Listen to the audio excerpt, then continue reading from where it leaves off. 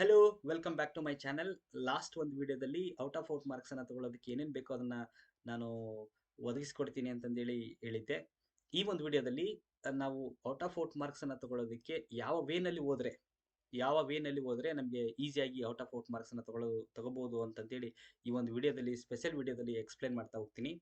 So in case ನೀವೇನಾದರೂ ನಮ್ಮ ಚಾನಲ್ಗೆ ಹೊಸಬರಾಗಿದ್ದೆ ಅಂತಂದರೆ ಸಬ್ಸ್ಕ್ರೈಬ್ ಮಾಡ್ಕೊಳ್ಳಿ, ಶೇರ್ ಮಾಡಿ, ಲೈಕ್ ಮಾಡಿ ಅಂತಂದು ಹೇಳ್ತಾ ಫಸ್ಟ್ ನಾನು ಹೇಳ್ತಾ ಹೋಗ್ತೀನಿ. ಇನ್ ಕೇಸ್ ನೀವೇನಾದರೂ ಎಕ್ಸಾಮ್ ಹಾಲಲ್ಲಿ ಕೂತ್ಕೊಂಡಿದ್ದಿದ್ರೆ, ಕ್ವಶನ್ ಪೇಪರನ್ನು ನಿಮ್ಮ ಕೈ ಕೊಟ್ಟಿದ್ದೆ ಅಂತಂದರೆ, ಆನ್ಸರ್ ಶೀಟ್ ನಿಮ್ಮ ಮುಂದೆ ಇದೆ ಅಂತಂದಾಗ ಫಸ್ಟ್ ನೀವು ಮಾಡಬೇಕಾಗಿರ್ತಕ್ಕಂಥ ಕೆಲಸಗಳೇನು ಅದನ್ನು ನಾನು ಈ ಒಂದು ವಿಡಿಯೋದಲ್ಲಿ ಹೈಲೈಟ್ಸ್ ಆಗಿ ಹೇಳ್ಕೊಂತ ಹೋಗ್ತಾ ಇದ್ದೀನಿ.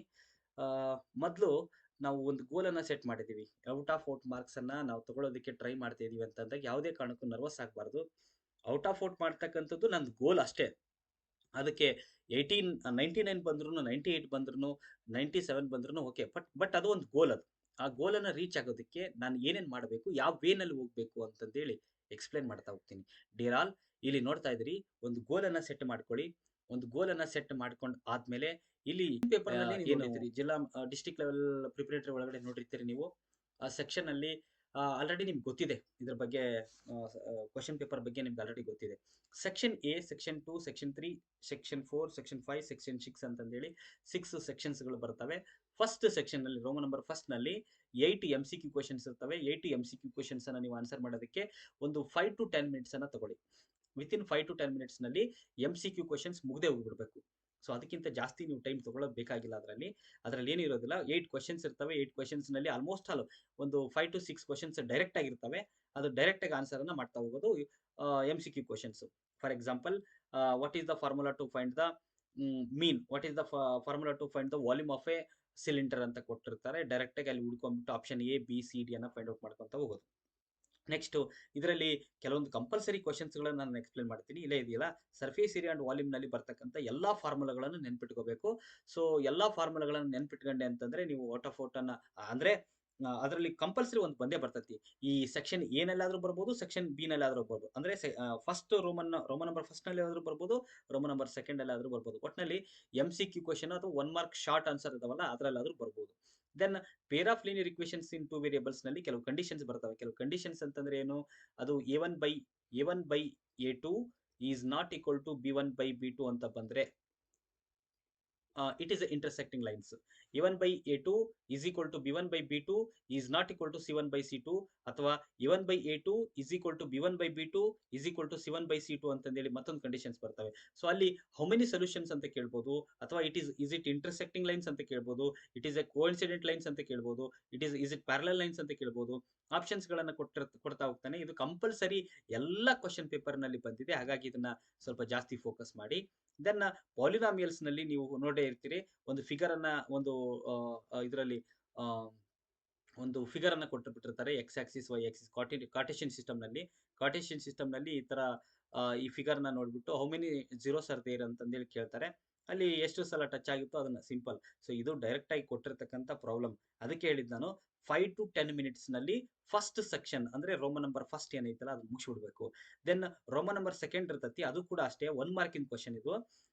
ನೀವು ಟೈಮ್ ಅನ್ನ ಬಹಳಷ್ಟು ಬೇಗ ಮೇಂಟೈನ್ ಮಾಡ್ಕೋಬೇಕು. ನಿಮ್ಮ ಟೈಮ್ ಅನ್ನ ಎಸ್ಪೆಷಲಿ ಎಕ್ಸಾಮ್ ಅಲ್ಲಿ ಇದ್ದಾಗ ಮ್ಯಾಥಮೆಟಿಕ್ಸ್ ಟೈಮ್ ಹೆಂಗ್ ಹೋಗತ್ತೆ ಅನ್ನೋದು ಗೊತ್ತಾಗೋದಿಲ್ಲ. 3 hours 15 minutes ಹೆಂಗ್ ಹೋಗತ್ತೆ ಅನ್ನೋದು ಗೊತ್ತಾಗಲ್ಲ. ಹಾಗಾಗಿ ಅಪ್ಲೈಡ್ ಕ್ವಶನ್ಸ್ ಗಳು ಏನ್ ಹಿಡಿದಾವಲ್ಲ ಅವು ಬಹಳಷ್ಟು ಟೈಮ್ ತಗೊಳ್ತವೆ.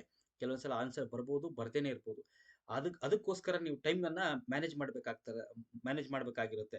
ಸೊ ಅದನ್ನ ಮ್ಯಾನೇಜ್ ಮಾಡ್ಬೇಕಾಗಿರುತ್ತೆ ಅಂತ ಅಂದಾಗ ಇಂಥವು ಈಸಿ ಕ್ವಶನ್ಸ್ ಇರ್ತಾವಲ್ಲ, ಇವು ಈಸಿ ಕ್ವಶನ್ಸ್ ಗಳನ್ನ ಬೇಗ ಬೇಗ ಸಾಲ್ವ್ ಮಾಡ್ಕೊಂತ ಹೋಗ್ಬೇಕು. ಇದಕ್ಕೆ ಒಂದು 5 to 10 ಮಿನಿಟ್ಸ್. ಸೆಕೆಂಡ್ ಸೆಕ್ಷನ್ ಅಲ್ಲಿ 8 ಕ್ವಶನ್ಸ್ ಬರ್ತವೆ. 8 ಕ್ವಶನ್ಸ್ 1 ಮಾರ್ಕ್ ಕ್ವಶನ್ ಸಂಬಂಧಪಟ್ಟಿರ್ತೈತಿ. ಅದ್ರಾಗೇನು ಉದ್ದುದ ಬರೆಯಬೇಕಾಗಿಲ್ಲ. ಜಸ್ಟ್ ಒಂದೊಂದು ವರ್ಡ್ ನಲ್ಲಿ, ಒಂದೊಂದು ಸೆಂಟೆನ್ಸ್ ನಲ್ಲಿ ಬರೆದ್ಬಿಟ್ರೆ ಮುಗಿದು ಹೋಗುತ್ತೆ. ಅವನ್ನ 5 to 10 ಮಿನಿಟ್ಸ್ ಅನ್ನ ನೀವು ತಗೋಬೇಕು. ಅದಾದ್ಮೇಲೆ ನೆಕ್ಸ್ಟ್ ಬರುತ್ತೆ ಥರ್ಡ್ ಸೆಕ್ಷನ್ ಥರ್ಡ್ ನಲ್ಲಿ 2 ಮಾರ್ಕಿನ ಕ್ವಶನ್ ಬರ್ತವೆ. 2 ಮಾರ್ಕಿನ ಕ್ವಶನ್ಸ್ 8 ಇರ್ತವೆ. ಈ 8 ಕ್ವಶನ್ಸ್ ಅನ್ನ ನೀವು ಬರೆಯೋದಕ್ಕೆ ನೀವು 20 to 30 ಮಿನಿಟ್ಸ್ ಅನ್ನ ತಗೊಳ್ಳಿ. ಯಾಕೆ ಅಂತಂದ್ರೆ ಅದು ಸ್ವಲ್ಪ 8 ಲಾಂಗ್ ಆನ್ಸರ್, ಕೆಲವೊಂದು ಲಾಂಗ್ ಆನ್ಸರ್ ಇರ್ತವೆ. ಹಾಗಾಗಿ ಒಂದು 20 to 30 ಮಿನಿಟ್ಸ್, ಒಂದು ಅರ್ಧ ಗಂಟೆಯಲ್ಲಿ ಈ ಸೆಕ್ಷನ್ 3ನ ಕಂಪ್ಲೀಟ್ ಮಾಡಿಬಿಡ್ಬೇಕು. ಇನ್ ಕೇಸ್ ಏನಾದರೂ ನಿಮಗೆ ಆ ಒಂದು ಥರ್ಡ್ ಸೆಕ್ಷನ್ ಅಲ್ಲಿ ಏನಾದರೂ ನಿಮಗೆ ಬರಲಿಲ್ಲ, ಕ್ವೆಶ್ಚನ್ ನಂಬರ್ ಅದು ಗೊತ್ತಾಗ್ಲಿಲ್ಲ ಅಂತಂದಾಗ ಅದನ್ನ ಖಾಲಿ ಬಿಟ್ರಿ. Applied questions especially applied questions ಅನ್ನು ಮಾತ್ರ ಖಾಲಿ ಬಿಡ್ರಿ. ಅದನ್ನ ಖಾಲಿ ಬಿಟ್ಟು ನೆಕ್ಸ್ಟ್ ಟೈಮ್ ಉಳಿತು ಅಂತಂದ್ರೆ ಮತ್ತೆ ವಾಪಸ್ ಬಂದ್ಬಿಡ್ಬೇಕು. ಅದನ್ನ ಮಾರ್ಕ್ ಮಾಡ್ಕೊಂಡಿರ್ಬೇಕು ಕ್ವೆಶ್ಚನ್ ಪೇಪರ್ನಲ್ಲಿ. Then solve X and Y ಅಂತ ಐತೆ. ಸಾಲ್ವ್ ಎಕ್ಸ್ ಅಂಡ್ ವೈ ಅನ್ನ ಏನ್ ಮಾಡ್ಬೇಕು ಅಂತಂದ್ರೆ ಈ ಥರ್ಡ್ ಸೆಕ್ಷನ್ ಅಲ್ಲಿ ಸಾಲ್ವ್ ಎಕ್ಸ್ ಅಂಡ್ ವೈ ಅಂತ ಬಂತಲ್ಲ, ಈ ಕ್ವಶನ್ ಅಂತೂ ಕಂಪಲ್ಸರಿ ಬಂದೇ ಬಂದಿರ್ತದೆ. ಎಲ್ಲಾ ಕ್ವಶನ್ ಪೇಪರ್ ನಲ್ಲಿ ಬಂದಿರ್ತದೆ. ಇವೆಲ್ಲ ಸಿಂಪಲ್, ಇವು ಸಿಂಪಲ್ ಇರ್ತಕ್ಕಂಥವನ್ನ ಮೊದಲು ಬೇಗ ಮಾಡ್ಕೊಂಡ್ಬಿಡ್ಬೇಕು. ಆ ಪರ್ಪಸ್ ನಲ್ಲಿ ನೀವೇನ್ ಮಾಡಬೇಕು ಅಂದ್ರೆ ಫಸ್ಟ್ ಈಸಿ ಇರತಕ್ಕಂಥವನ್ನ ಅಟೆಂಡ್ ಮಾಡಿ ಆಮೇಲೆ ಡಿಫಿಕಲ್ಟ್ ಹೋಗ್ಬೇಕು. ಸೊ ಇದು easy, solve X and Y ಅಂತ ಬಂದೇ ಬರ್ತದೆ ಇದು question. Then find the zeros of the polynomial. Find the zeros of the polynomial ಅನ್ನ ಕೊಟ್ಟೆ ಕೊಡ್ತಾರೆ. ಇದನ್ನ for example X square plus 4x plus 4 ಅಂತ ಒಂದು ಕ್ವಶನ್ ಕೊಟ್ಟಿದ್ರು ಅಂತಂದ್ರೆ ಇದಕ್ಕೆ ಜೀರೋಸ್ ಆಫ್ ದ ಪಾಲಿನಾಮಿಯಲ್ ಅನ್ನ ಫೈಂಡ್ ಔಟ್ ಮಾಡ್ಬೇಕು by factorisation method. In case ಈ ಪ್ರಾಬ್ಲಮ್ ಏನಾದ್ರು ಸೆಕ್ಷನ್ 4 ನಲ್ಲಿ ಕೊಟ್ರೆ ಅಂದ್ರೆ 3 ಮಾರ್ಕಿಗೆ ಕೊಟ್ರೆ, ನೆಕ್ಸ್ಟ್ ಇದರ ಕೊಟ್ಟೆ ಅಂತಂದ್ರೆ find the zeros of the polynomial and verify the relationship between zeros and coefficient ಅಂತ ಏನಾದ್ರು 3 ಮಾರ್ಕಿಗೆ ಕೇಳಿದೆ ಅಂತಂದ್ರೆ ಇಲ್ಲಿ ಕೊಡೋದಿಲ್ಲ. ಸೊ 2 ಮಾರ್ಕಿಗೆ ಇದನ್ನ ನಾವು ಎಕ್ಸ್ಪೆಕ್ಟ್ ಮಾಡ್ಬೋದು. ಹಾಗಾಗಿ ಇದನ್ನು ಕೂಡ ಬೇಗ ಬೇಗ ಮಾಡ್ಬಿಟ್ಟು ಸಾಲ್ವ್ ಮಾಡ್ಬಿಟ್ಟು ಫೈಂಡ್ ಔಟ್ ಮಾಡ್ಕೊಂಡ್ಬಿಡ್ಬೋದು. ನೆಕ್ಸ್ಟ್ ಅದಾದ್ಮೇಲೆ find the roots of the quadratic equation ಅಂತ ಐತೆ, ಅಥವಾ ಇಟ್ಸ್ ನೇಚರ್ ಅಂತ ಐತೆ. Roots of the quadratic equation ಅನ್ನ ನಾವು ಫೈಂಡ್ ಔಟ್ ಮಾಡೋದನ್ನ ಬೈ ಫ್ಯಾಕ್ಟರೈಸೇಷನ್ ಮೆಥಡ್ ಅಲ್ಲಿ ನೋಡ್ತೀವಿ. ಇದು ಕೂಡ 2 ಮಾರ್ಕಿಗೆ ಬರೋ ಚಾನ್ಸಸ್ ಇದೆ. ಅಥವಾ ನೇಚರ್ ಆದ್ರೂ ಕೊಡ್ಬೋದು, ಅಲ್ಲ ಬಂದೇ ಬರುತ್ತೆ, ಇದು 2 ಮಾರ್ಕಿಗೆ ಬರುತ್ತೆ. ಸೊ ಇದನ್ನು ಪ್ರಾಕ್ಟೀಸ್ ಮಾಡ್ಕೊಳ್ಳಿ. Then find the sum of N terms of an AP. N terms of an AP is the common question.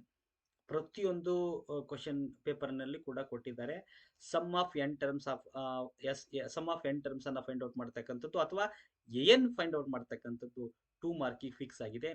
ಇಂಥ ಕ್ವಶನ್ಸ್ ಗಳನ್ನ, ಈಸಿ ಕ್ವಶನ್ಸ್ ಗಳನ್ನ ಇದಾವಲ್ಲ, ಒಂದ್ಸಲ ಪ್ರಾಕ್ಟೀಸ್ ಮಾಡಿದ್ರೆ ಮುಗಿದೋಯ್ತು. ಅದನ್ನ ಮತ್ತೆ ಮತ್ತೆ ಮತ್ತೆ ಮತ್ತೆ ಪ್ರಾಕ್ಟೀಸ್ ಮಾಡೋ ಅವಶ್ಯಕತೆನೇ ಇಲ್ಲ. ಸೊ ಈ ತರದ ಕ್ವಶನ್ ಗಳನ್ನ ಅವಾಗೊಮ್ಮೆ ಸ್ವಲ್ಪ ರಿವಿಷನ್ ಮಾಡ್ಕೊಂತ ಇರಬೇಕು. But find the sum of first 10 terms of an AP ಅಂತ ಕ್ವಶನ್ ಅನ್ನ ಕಂಪಲ್ಸರಿ ಎಲ್ಲಾ ಕ್ವಶನ್ ಪೇಪರ್ ನಲ್ಲಿ ಕೇಳಿರೋದ್ರಿಂದ ಇದನ್ನು ಕೂಡ ಎಕ್ಸ್ಪೆಕ್ಟ್ ಮಾಡ್ತೀವಿ. Then calculate the distance by using formula. Distance ಫಾರ್ಮುಲಾವನ್ನ ಯೂಸ್ ಮಾಡಿಕೊಂಡು ಡಿಸ್ಟೆನ್ಸ್ ಫೈಂಡ್ ಔಟ್ ಮಾಡ್ತಕ್ಕಂಥದ್ದು ಒಂದು. ದೆನ್ ಅಥವಾ ಫೈಂಡಿಂಗ್ ದ ಕೋಆರ್ಡಿನೇಟ್ಸ್ ಅಂದ್ರೆ ಈಗ 1,7 and 3,4 in the ratio of 1:2 internally. Find the coordinates of the point line joining the 2 points that 1,7 3,4 in the ratio of 1:2 internally ಅಂತ ಒಂದು question ಕೊಟ್ಟು ಅದನ್ನ 2 ಮಾರ್ಕ್ಗೂ ಕೇಳೋ ಚಾನ್ಸಸ್ ಇದೆ, 3 ಮಾರ್ಕ್ಗೂ ಕೂಡ ಕೇಳೋ ಚಾನ್ಸಸ್ ಇದೆ. ಹಾಗಾಗಿ ಡಿಸ್ಟೆನ್ಸ್ ಅಥವಾ ಈ ಏನು ಫೈಂಡ್ ದ ಕೋಆರ್ಡಿನೇಟ್ಸ್ ಅಂತ ಕೇಳೋದಿದೆಯಲ್ಲ, ಅದು ಕೂಡ ಎಕ್ಸ್ಪೆಕ್ಟೆಡ್ ಕ್ವಶನ್ಸ್. ಇದನ್ನು ಕೂಡ ಪ್ರಾಕ್ಟೀಸ್ ಮಾಡಬೇಕು. ಇನ್ ಕೇಸ್ ಏನಾದ್ರು ಅಲ್ಲಿ ಅಪ್ಲೈಡ್ ಕ್ವಶನ್ಸ್ ಸೆಕ್ಷನ್ 4th ರಲ್ಲಿ ಏನಾದ್ರು 3 ಮಾರ್ಕಿಗೆ ಅಪ್ಲೈಡ್ ಕ್ವಶನ್ ಬಂತು ಅಂದ್ರೆ find the coordinates of the line joining the 2 points ಅಂತ ಹೇಳಿ ಕೊಟ್ಟು ಇಂಟರ್ನಲ್ಲಿ ಈ ತರ ರೇಷಿಯೋ ಕೊಟ್ಟಾಗ ಅದನ್ನ 3 ಮಾರ್ಕಿಗೆ ಅಪ್ಲೈಡ್ ಕ್ವಶನ್ ಕೊಟ್ಟರು ಅಂತಂದ್ರೆ ಇಲ್ಲಿ ಡಿಸ್ಟೆನ್ಸ್ ಕೇಳ್ತಾರೆ. ಅಥವಾ ಇಲ್ಲೇ ಇದನ್ನ ಕೇಳಿದ್ದಾರೆ ಅಂತಂದ್ರೆ ಅಲ್ಲಿ ಅಪ್ಲೈಡ್ ಕ್ವಶನ್ಸ್ ಡಿಸ್ಟೆನ್ಸ್ ಮೇಲೆ ಕೇಳ್ತಾರೆ ಅಂತ ಅರ್ಥ. ಹಾಗಾಗಿ calculating the distance by using formula ಅಂತಂದೇಳಿ ಇದು ಒಂದು ಕೋಆರ್ಡಿನೇಟ್ಸ್ ಇದು 2 ಮಾರ್ಕಿಗೆ ಎಕ್ಸ್ಪೆಕ್ಟೆಡ್ ಕ್ವಶನ್ಸ್. ಇದನ್ನು ಕೂಡ ಪ್ರಾಕ್ಟೀಸ್ ಮಾಡಬೇಕು. ದೆನ್ ಫೈಂಡ್ ದ ಪ್ರೊಬಬಿಲಿಟಿಯನ್ನ 2 ಮಾರ್ಕ್ ಅಥವಾ 3 ಮಾರ್ಕ್ ಕೇಳೋ ಚಾನ್ಸಸ್ ಇದೆ. If not asked in section 4 ಅಂತಂದ್ರೆ ನೆಕ್ಸ್ಟ್ ಕ್ವಶನ್ ನಲ್ಲಿ ಏನಾದ್ರು 3 ಮಾರ್ಕ್ಸ್ ನಲ್ಲಿ ಏನಾದ್ರು ಕೊಡದೆ ಹೋದ್ರೆ ಇಲ್ಲಿ 2 ಮಾರ್ಕಿಗೆ ಇದನ್ನ ಕೊಡ್ತಾರೆ ಅಂತ ಅರ್ಥ. ದೆನ್ ಇದನ್ನು ಓದ್ಕೋಬೇಕು. ದೆನ್ ಟ್ರಿಗ್ನಾಮೆಟ್ರಿನಲ್ಲಿ ಒಂದು ರೈಟ್ ಹ್ಯಾಂಗಲ್ ಟ್ರಯಾಂಗಲ್ ಒಳಗಡೆ ಇಲ್ಲಿ ಥೀಟಾ ವ್ಯಾಲ್ಯೂ ಕೊಟ್ಟು ಇಲ್ಲಿ 4 ಕೊಟ್ಟು ಇಲ್ಲಿ 5 ಕೊಟ್ಟು 3 ಕೊಟ್ಟು ಇಲ್ಲಿ 5 ಕೊಟ್ಟು ಫೈಂಡ್ ದ ಇಲ್ಲಿ ಥೀಟಾ ವ್ಯಾಲ್ಯೂ ಅಂತ ಮೆನ್ಷನ್ ಮಾಡಿ find sine theta plus cos theta ಅಂತ ಹಿಂಗೇನಾದ್ರು ಕೊಟ್ಟೆ ಅಂತಂದ್ರೆ, ಅಥವಾ ಇದು ಕೊಡದೆ ಹೋದ್ರೆ ಇಲ್ಲಿ ಆಲ್ಫಾ ಅಂತ ಮೆನ್ಷನ್ ಮಾಡ್ಕೊಂಡು ಇಲ್ಲಿ ಆಲ್ಫಾ ಅಂತಂದೇಳಿ ಮೆನ್ಷನ್ ಮಾಡ್ಕೊಂಡು find sine alpha plus cos theta ಅಂತ ಹಿಂಗೇನಾದ್ರು ಕೊಡೋ ಚಾನ್ಸಸ್ ಇದೆ ಟ್ರಿಗ್ನೋಮೆಟ್ರಿನಲ್ಲಿ ಈ ತರ. ಅಥವಾ ಇದನ್ನ ಕೊಡದೆ ಹೋದ್ರೆ ಇವ್ಯಾಲ್ಯುವೇಟ್ ಅಂತಂದೇಳಿ ಒಂದು ಇದನ್ನ ಮೆನ್ಷನ್ ಎಕ್ಸ್ಪೆಕ್ಟ್ ಮಾಡ್ಬೋದು. Evaluate sine square 45 degree plus cos 60 degree divided by sine 45 degree, ಈ ತರ ಒಂದು ಏನಾದ್ರು ನಾವು ಎಕ್ಸ್ಪೆಕ್ಟ್ ಮಾಡ್ಬೋದು. ಯಾವುದಕ್ಕೆ? Then surface area and volume ನಲ್ಲಿ ಹೇಳೋದಾದ್ರೆ 2 ಮಾರ್ಕಿಗೆ ಹೆಚ್ ವ್ಯಾಲ್ಯೂ ಕೊಡೋದು, ಆರ್ ವ್ಯಾಲ್ಯೂ ಕೊಡೋದು, ಫೈಂಡ್ ದ ವಾಲ್ಯೂಮ್ ಅಂತಂದೇಳಿ ಸಿಂಪಲ್ ಕ್ವಶನ್ ಅನ್ನ ಕೇಳ್ತಕ್ಕಂಥದ್ದು. ಇದೇನು ದೊಡ್ಡ ಕ್ವಶನ್ ಏನು ಕೇಳೋದಿಲ್ಲ. 2 ಮಾರ್ಕಿಗೆ ಕೇಳಿದ್ದಾರೆ ಅಂತಂದ್ರೆ ಸಿಂಪಲ್ ಕ್ವಶನ್ ಇರ್ತತಿ. ಅಥವಾ ಹೆಚ್ ವ್ಯಾಲ್ಯೂ ಅನ್ನ ಕೊಟ್ಟು ಆರ್ ವ್ಯಾಲ್ಯೂ ಅನ್ನ ಕೊಟ್ಟು ಸ್ಲ್ಯಾಂಟ್ ಹೈಟ್ ಅನ್ನ ಫೈಂಡ್ ಔಟ್ ಮಾಡ್ಕೊಂಡು cone total surface area of A cone find out ಮಾಡಿ ಅಂತಂದೇಳಿ ಇಲ್ಲಿ 2 ಮಾರ್ಕಿಂದ ಇದಕ್ಕೂ ಕೂಡ ಬರೋ ಚಾನ್ಸಸ್ ಐತೆ. ಇದಾದ್ಮೇಲೆ similarity of triangles finding the sides. ಒಂದು ಟ್ರಯಾಂಗಲ್ ಅನ್ನ ಕೊಟ್ಟು, ಇದು ಬಹಳ ಎಕ್ಸ್ಪೆಕ್ಟೆಡ್ ನೋಡ್ರಿ, ಯಾಕಂದ್ರೆ ಇದು ಡಿ ಮತ್ತೆ ಇ ಅನ್ನ ಇಲ್ಲಿ ಕೊಟ್ಟು, ಇಲ್ಲಿ ಎ, ಇದು ಬಿ, ಇದು ಸಿ ಅಂತ ಕೊಟ್ಟು, ಈ ಒಂದು ಟ್ರಯಾಂಗಲ್ ನಲ್ಲಿ ಈ D is parallel to B C, ಇಲ್ಲಿ 3 ಸೆಂಟಿಮೀಟರ್, ಇಲ್ಲಿ 6 ಸೆಂಟಿಮೀಟರ್, ಇಲ್ಲಿ 1.5 ಸೆಂಟಿಮೀಟರ್ ಅಂತ ಕೊಟ್ಟು ಫೈಂಡ್ ದ ಎ ಅಂತ ಕೇಳೋ ಚಾನ್ಸಸ್ ಇದೆ. ಸಿಮಿಲಾರಿಟಿ ಆಫ್ ಟ್ರಯಾಂಗಲ್ಸ್, ಎರಡು ಟ್ರಯಾಂಗಲ್ಸ್ ಅನ್ನ ಸಿಮಿಲರ್ ಅಂತ ಪ್ರೂವ್ ಮಾಡಿ, ಈ ಬೈ ಥಿಯಲ್ಸ್ ಥಿಯರಂ ಪ್ರಕಾರ ನಾವು ಬರ್ಕೊಂಡು find the value of one side ಅನ್ನ ಫೈಂಡ್ ಔಟ್ ಮಾಡ್ತಕ್ಕಂಥದ್ದು ಒಂದು ಕಂಡೀಷನ್. ಅಥವಾ ಇಲ್ಲ ಅಂದ್ರೆ ಹಿಂಗ ಯಾವ್ದೋ ಒಂದು ಎರಡು ಫಿಗರ್ ಗಳನ್ನ ಕೊಡ್ತಾರೆ, ಹಿಂಗ ಇದು ಡಿ, ಇದು ಇ, ಇದು ಓ, ಇದು ಎ, ಇದು ಬಿ. ಇಲ್ಲಿ ಎ ಬಿಗೆ ಡಿ ಅನ್ನೋದು ಪ್ಯಾರಲಲ್ ಆಗೈತೆ. Then prove that triangle D E O is similar to triangle O A B ಅಂತಂದೇಳಿ ಇದನ್ನ ಈ ತರ ಪ್ರೂವ್ ಮಾಡ್ತಕ್ಕಂಥದ್ದು. ಇದೇ ತರ ಬರುತ್ತೆ ಅಂತ ಅಲ್ಲ, ಬಟ್ ಇದೇ ತರ ಅಪ್ಲೈಡ್ ಕ್ವೆಶನ್ ಅನ್ನು ಬೇರೆ ತರ ಕೇಳ್ಬೋದು. ಇದು 2 ಮಾರ್ಕಿ ಕ್ವೆಶನ್, ಹಾಗಾಗಿ ಇದನ್ನು ಸ್ವಲ್ಪ ನೋಡ್ಕೋಬೇಕಾಗ್ತದೆ. ಇಷ್ಟೆಲ್ಲ ಏನ್ ಹೇಳಿದ್ನಲ್ಲ, ಇಷ್ಟೆಲ್ಲ ಇದೆಲ್ಲದನ್ನು ಕೂಡ 2 ಮಾರ್ಕಿ ಕಾನ್ಸೆಪ್ಟ್ ಆಗಿರೋದ್ರಿಂದ ಇದನ್ನ ವಿತಿನ್ 20 to 30 ಮಿನಿಟ್ಸ್ ನಲ್ಲಿ ಬೇಗ ಬರೆದು ಮುಗಿಸ್ಬಿಡ್ಬೇಕು. ಹಂಗಂತ ಸ್ಪೀಡ್ ಆಗಿ ಹೋಗಬಾರ್ದು. ಸ್ಪೀಡ್ ಆಗಿ ಹೋದೆ ಅಂದ್ರೆ ಕೆಲವೊಂದ್ಸಲ ತಪ್ಪು ಮಾಡೋ ಚಾನ್ಸಸ್ ಇರುತ್ತೆ. ನೀಟಾಗಿ ಪ್ರತಿಯೊಂದನ್ನು ಅಬ್ಸರ್ವ್ ಮಾಡ್ತಾ ಬರಿತಾ ಹೋಗ್ಬೇಕು. ಸೊ ಇದಿಷ್ಟು ಥರ್ಡ್ ಸೆಕ್ಷನ್ ಆಯ್ತು. Then we will move to the fourth section. Fourth section ಅಲ್ಲಿ 3 ಮಾರ್ಕ್ಸ್ ಬರ್ತಕ್ಕಂತಹ 9 ಕ್ವಶನ್ಸ್ ಇರ್ತವೆ. ಟೋಟಲ್ 9 ಕ್ವಶನ್ಸ್ ಇರ್ತವೆ, 3 ಮಾರ್ಕ್ಸ್ ಇರ್ತದೆ. ಈ ಸೆಕ್ಷನ್ ಅಲ್ಲಿ 27 ಮಾರ್ಕ್ಸ್ ಆಗುತ್ತೆ. ಇದರಲ್ಲಿ 4 ಆಪ್ಷನ್ಸ್ ಇರ್ತಾವೆ, ಇಂಟರ್ನಲ್ ಆಪ್ಷನ್ಸ್ ಇರ್ತವೆ. ಆ 4 ಆಪ್ಷನ್ಸ್ ಯಾವ್ಯಾವಪ್ಪ ಅಂತಂದ್ರೆ ಇಲ್ಲಿ ಐತೆ ನೋಡ್ರಿ, ಮೀನ್, ಮೀಡಿಯನ್ ಅಥವಾ ಮೋಡ್. ಇಲ್ಲಿ ಒಂದು ಆಪ್ಷನ್ ಅನ್ನು ಕೊಟ್ಬಿಟ್ಟಿರ್ತಾರೆ, ಆರ್ ಅಂತ ಕೊಡ್ತಾರೆ. ಇದನ್ನ ಆಮೇಲೆ ಹೇಳ್ತೀನಿ. ಫಸ್ಟ್ ಇದಕ್ಕೆ ಬರೋಣ. ಈಗ ಪ್ರೂವಿಂಗ್ ಇರ್ರಾಷನಲ್ ನಂಬರ್ ಅಥವಾ finding the HCF and LCM. ಇಲ್ಲಿ prove that √3 is an irrational number, prove that √5 is an irrational number, or prove that √7, √2 it is an irrational number ಅಂತ ಕೇಳಿದ್ರು ಅಂತಂದ್ರೆ ಇದು 3 ಮಾರ್ಕಿಗೆ ಎಕ್ಸ್ಪೆಕ್ಟೆಡ್ ಕ್ವಶನ್ ಇದು. ಸೊ ಅದೆಲ್ಲ ನಿಮ್ಗೆಲ್ಲ ಸ್ಕೂಲಲ್ಲಿ ಕಲ್ತಿರ್ತೀರಿ. 3 ಮಾರ್ಕಿಗೆ ಬರ್ತಕ್ಕಂಥದ್ದನ್ನ ಚೆನ್ನಾಗಿ ಪ್ರಾಕ್ಟೀಸ್ ಮಾಡಬೇಕು. ಅಥವಾ ಅದ್ರಾಗ ಇಂಟರ್ನಲ್ ಆಪ್ಷನ್ ಕೊಟ್ಟೆ ಅಂತಂದ್ರೆ HCF ಮತ್ತೆ LCM ಅನ್ನ ಫೈಂಡ್ ಔಟ್ ಮಾಡ್ರಿ, ಮತ್ತೆ HCF ಇಂಟು LCM ಅನ್ನ ವೆರಿಫೈ ಮಾಡ್ರಿ ಅಂತಂದೇಳಿ ಆ 3 ಮಾರ್ಕಿಗೆ ಬರ್ತಕ್ಕಂಥ ಕ್ವಶನ್. ಇದು ಡೈರೆಕ್ಟ್ ಕ್ವಶನ್ ಇದು, ಇದೇನು ಅಪ್ಲೈಡ್ ಏನಲ್ಲ, ಇದು ಡೈರೆಕ್ಟ್ ಕ್ವಶನ್. ನಾನು ಹೇಳ್ತಾ ಇರೋದು ಏನಂತಂದ್ರೆ ಅಪ್ಲೈಡ್ ಕ್ವಶನ್ಸ್ ಬೇರೆ ಇರ್ತಾವೆ, ಅವ್ನ ಮುಂದೆ ಹೇಳ್ತಾ ಹೋಗ್ತೀನಿ. ಈ ನೆಕ್ಸ್ಟ್ ಇದಾದ್ಮೇಲೆ find the zeros of the polynomial and verify the relationship between zeros and coefficient ಅಂತಂದೇಳಿ ಇದು ಒಂದು ಅವಾಗಲೇ ಹೇಳಿದ್ನಲ್ಲ, ಇದು ಡೈರೆಕ್ಟ್ ಕ್ವಶನ್. ಇದು ಫೈಂಡ್ ಒಂದು ಪಾಲಿನಾಮಿಯಲ್ ಅನ್ನು ಕೊಟ್ಬಿಟ್ಟು ಅದ್ರದ್ದು ಜೀರೋಸ್ ಅನ್ನ ಫೈಂಡ್ ಔಟ್ ಮಾಡ್ಕೊಂಡು, ಅಂದ್ರೆ ಆಲ್ಫಾ ಮತ್ತೆ ಬೀಟಾ ಫೈಂಡ್ ಔಟ್ ಮಾಡ್ಕೊಂಡು sum of the zeros alpha plus beta find out ಮಾಡೋದು, and product of zeros alpha into beta find out ಮಾಡೋದು. ಸಮ್ ಆಫ್ ಜೀರೋಸ್ ಅಂತಂದ್ರೆ alpha plus beta is equal to -b/a ಅಂತ ಬರಿತೀವಿ. Product of zeros alpha into beta is equal to c/a ಅಂತ ಬರಿತೀವಿ. ಇದನ್ನ find out ಮಾಡ್ತಕ್ಕಂಥ direct question, ಇವೆಲ್ಲ direct question ಇವೆ. ದೆನ್ ಥಿಯರಮ್, ನೆಕ್ಸ್ಟ್ ಬರ್ತಕ್ಕಂಥದ್ದು ಥಿಯರಮ್. ಸರ್ಕಲ್ಸ್ ನಲ್ಲಿ 2 ಥಿಯರಮ್ಸ್ ಇದಾವೆ, 2 ಥಿಯರಮ್ಸ್ ಅನ್ನ ಚೆನ್ನಾಗಿ ಪ್ರಾಕ್ಟೀಸ್ ಮಾಡಿದೆ ಅಂದ್ರೆ ಇದು ಡೈರೆಕ್ಟ್ ಕ್ವಶನ್. ಸೊ 3 ಮಾರ್ಕಿ ಬರ್ತಕ್ಕಂಥದ್ದು, ಇದು ಫಿಕ್ಸ್ ಇದು. ದೆನ್ ನೆಕ್ಸ್ಟ್ ಈಗ ಹೇಳಿದ್ನಲ್ಲ, ಮೀನ್, ಮೀಡಿಯನ್ ಅಥವಾ ಮೋಡ್. ಮೀನ್, ಮೀಡಿಯನ್, ಮೋಡ್ ಒಂದು ಕಲ್ತ್ಕೊಳ್ಳಿ. ಮೀನ್ ಅಥವಾ ಮೀಡಿಯನ್ ಅನ್ನ ಪ್ರಾಕ್ಟೀಸ್ ಮಾಡ್ಕೊಳ್ರಿ, ಅಥವಾ ಮೀಡಿಯನ್ ಆರ್ ಮೋಡ್ ಅನ್ನ ಪ್ರಾಕ್ಟೀಸ್ ಮಾಡ್ಕೊಳ್ರಿ, ಇಲ್ಲ ಮೋಡ್ ಅಥವಾ ಮೀನ್ ಅನ್ನ ಈ ಮೂರರಲ್ಲಿ ಯಾವ್ದಾದ್ರು 2 ಚೆನ್ನಾಗಿ ಪ್ರಾಕ್ಟೀಸ್ ಮಾಡ್ಕೊಳ್ರಿ. ಇದ್ರಾಗ ಇಂಟರ್ನಲ್ ಆಪ್ಷನ್ ಕೊಟ್ಬಿಡ್ತಾರ. ಮೀನ್, ಮೀಡಿಯನ್, ಈಗ ಫಾರ್ ಎಕ್ಸಾಂಪಲ್ ನಾನು ಮೀನ್ ಅಷ್ಟೇ ಕಲ್ತಿದ್ದೀನಿ, ಮೀನ್ ಅಥವಾ ಮೋಡ್ ಕಲ್ತಿದ್ದೀನಿ ಅಂತಂದ್ರೆ ಮೀಡಿಯನ್ ಅನ್ನ ಕಲ್ತಿರೋದಿಲ್ಲ, ಮೀಡಿಯನ್ ಅನ್ನ ಪ್ರಾಕ್ಟೀಸ್ ಮಾಡಿರೋದಿಲ್ಲ, ನನಗೆ ಗೊತ್ತಿರೋದಿಲ್ಲ. ಅವಾಗ ಏನಾಗುತ್ತೆ ಅಂದ್ರೆ ಮೀನ್, ಮೀಡಿಯನ್ ಕೊಟ್ಟಾಗ ಮೀನ್ ಮಾಡ್ತೀಯಾ, ಮೀನ್ ಫೈಂಡ್ ಔಟ್ ಮಾಡ್ತೀಯಾ. ಮೀಡಿಯನ್ ಅಥವಾ ಮೋಡ್ ಫೈಂಡ್ ಔಟ್ ಮಾಡಿದಾಗ ಮೋಡ್ ಫೈಂಡ್ ಔಟ್ ಮಾಡಿದ್ರೆ ಗೊತ್ತಿರುತ್ತಲ್ಲ, ಮೋಡ್ ಅನ್ನ ಫೈಂಡ್ ಔಟ್ ಮಾಡ್ತೀಯಾ.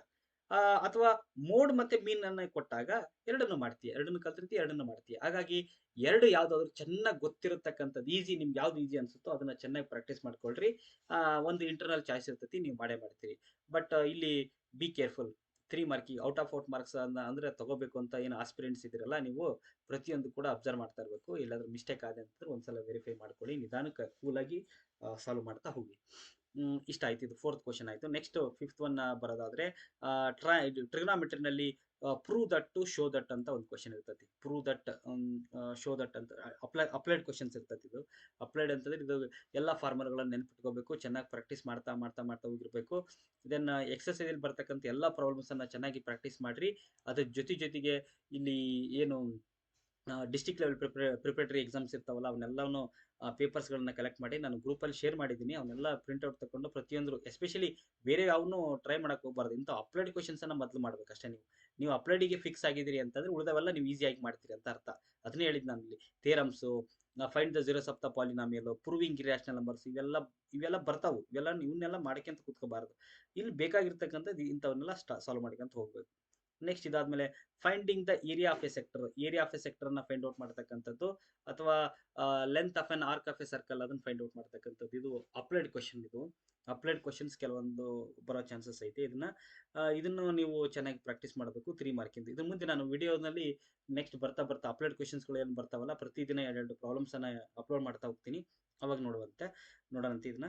ನೆಕ್ಸ್ಟ್ ಪ್ರೊಬಬಿಲಿಟಿ ಕೂಡ ಇದು ಡೈರೆಕ್ಟ್ ಕ್ವಶನ್. ಇದು ಒಂದು ವೇಳೆ ಅಲ್ಲಿ ಏನೋ 2 ಮಾರ್ಕಿಗೆ ಏನಾದರೂ ಕೇಳಲಿಲ್ಲ ಅಂತಂದರೆ 3 ಮಾರ್ಕಿಗೆ ಕೇಳ್ತಾರೆ. ಪ್ರೊಬಬಿಲಿಟಿಯನ್ನು ನೀವು ಸಾಲ್ವ್ ಮಾಡ್ತಾ ಹೋಗಬೇಕು.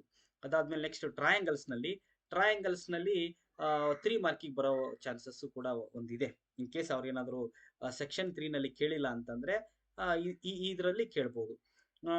ಇದರಲ್ಲಿ ಆಲ್ರೆಡಿ ಒಂದು 4 ಮಾರ್ಕಿಂದ ಅಥವಾ 5 ಮಾರ್ಕಿಂದ ಒಂದು ಥಿಯರಮನ್ನು ಕೇಳಿರ್ತಾರೆ. ಅದ್ರ ಜೊತೆಗೆ 1 ಮಾರ್ಕಿಂದು, 2 ಮಾರ್ಕಿಂದು ಅಥವಾ 3 ಮಾರ್ಕಿಂದು ಮ್ಯಾಕ್ಸಿಮಮ್ ಕೇಳ್ಬೋದು.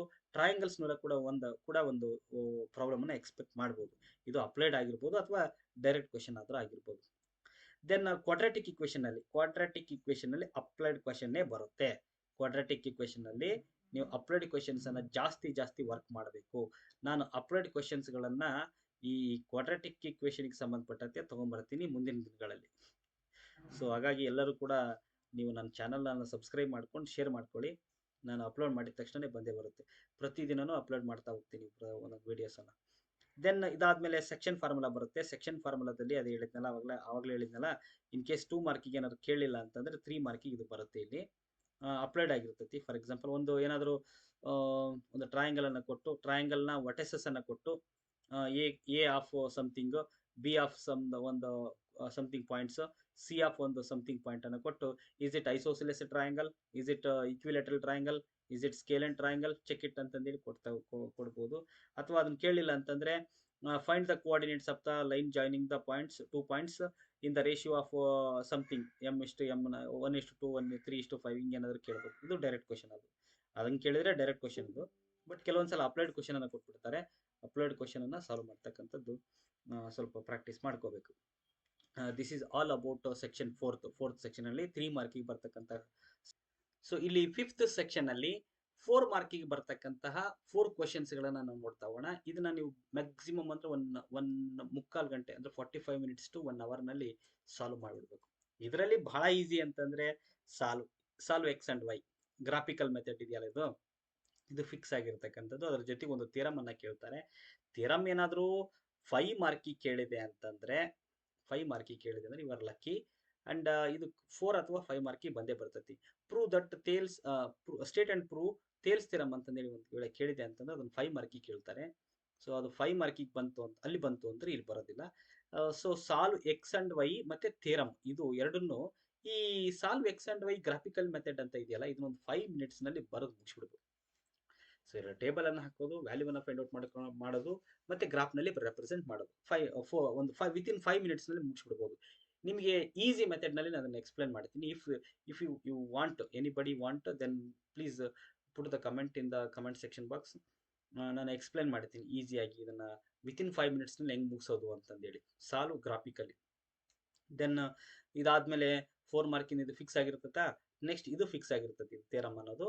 ಇವೆರಡನ್ನು ಸೇರಿಸಿ ಒಂದು 10 to 15 ಮಿನಿಟ್ಸ್ನಲ್ಲಿ ಇವೆರಡನ್ನು ಬರೆದು ಮುಗಿಸ್ಬಿಡ್ಬೇಕು. ಥಿಯರಮ್ ಮತ್ತು ಅಷ್ಟು ಜಾಸ್ತಿ ಆಯಿತು, ಒಂದು 10 ಮಿನಿಟ್ಸಲ್ಲಿ ಮುಗಿಸ್ಬಿಡ್ಬೇಕು.